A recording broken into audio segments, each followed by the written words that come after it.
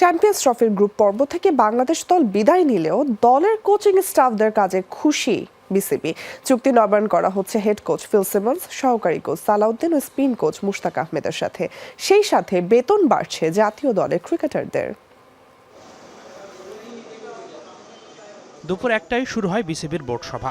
বৈঠকের প্রধান এজেন্ডার মধ্যে অন্যতম ছিল বর্তমান কোচিং স্টাফদের চুক্তি নবায়ন ও নতুন স্টাফ নিয়োগ।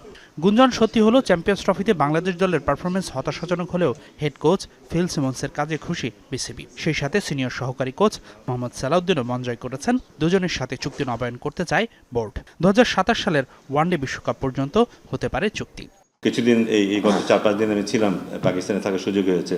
ফিল সিমন্স বলি, আমাদের দেশীয় কোচ এবং খেলোয়াড় রিলেশনশিপ, ইন্টার পার্সোনালিটি যে সম্পর্কগুলো, সেগুলি খুব ক্লোজলি দেখার সুযোগ হয়েছে। আমার কাছে মনে হয়েছে যে আমাদের এই কোচ হয়তো আমাদের জন্য ভালো কিছু বয়ে নিয়ে আসতে পারবে। সিমন্স, সালাউদ্দিন ছাড়াও স্পিন কোচ মুশতাক আহমেদের কাজেও খুশি বিসিবি। এই পাকিস্তানি সার্ভিস দীর্ঘমেয়াদে পেতে চায় ক্রিকেট বোর্ড। সেই সাথে নিয়োগ দেওয়া হবে স্থায়ী ভিডিও অ্যানালিস্ট ও বিশ্বমানের ফিল্ডিং কোচ। সাম্প্রতিক সময়ে বাংলাদেশ জাতীয় দলের ক্রিকেটারদের পারফরমেন্স হতাশাজনক। মাঠের খেলায় ব্যর্থ হলেও ঠিকই বাড়ছে শান্ত মুশফিক রিয়াদদের বেতন। 2025 সালে কেন্দ্রীয় চুক্তি অনুমোদন করেছে বিসিবি।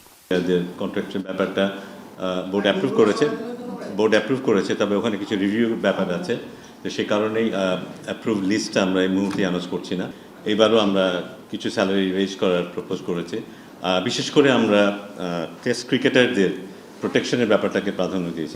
এদিকে বিপিএলের পেমেন্ট ইস্যু আবারও আলোচনায়। টাকা না পেয়ে শাহিদ আফ্রিদি বিসিবি সভাপতি ফারুক আহমেদকে পাঠিয়েছেন ইমেইল। চিটাগং কিংসের আচরণে লজ্জিত বিসিবি ফ্র্যাঞ্চাইজি বাছাইয়ে ভুল হয়েছে স্বীকার করলেন নাজমুল আবেদিন ফাহিম। একটা ফ্র্যাঞ্চাইজি কাকে নিয়ে আসবে, মেন্টর করে হোক বা তাদের দলের প্রমোশনের কারণে নিয়ে আসবে, সেখানে আসলে বোর্ড হস্তক্ষেপ করতে পারে না। But at the end of the day এই কর্মকাণ্ডগুলো কিন্তু শুধু বোর্ডকেই না, দেশকেও, দেশের মাথাও নিচু করে দেয়। সো এটা তো ডেফিনেটলি আমাদের নজরে এসেছে এবং এটা নিয়ে আজকে আলাপ হয়েছে। আমরা বিশেষ করে এটা নিয়ে আমাদের আজকে আলাপ হয়েছে। সভায় পূর্বাচল স্টেডিয়ামের নাম পরিবর্তন করার সিদ্ধান্ত হয়েছে। শেখ হাসিনা স্টেডিয়ামের নাম চেঞ্জ করে আমরা যেটাকে বলা হবে এখন NCG, national cricket ground. Hasanur Rahman, Jamuna sports, Dhaka.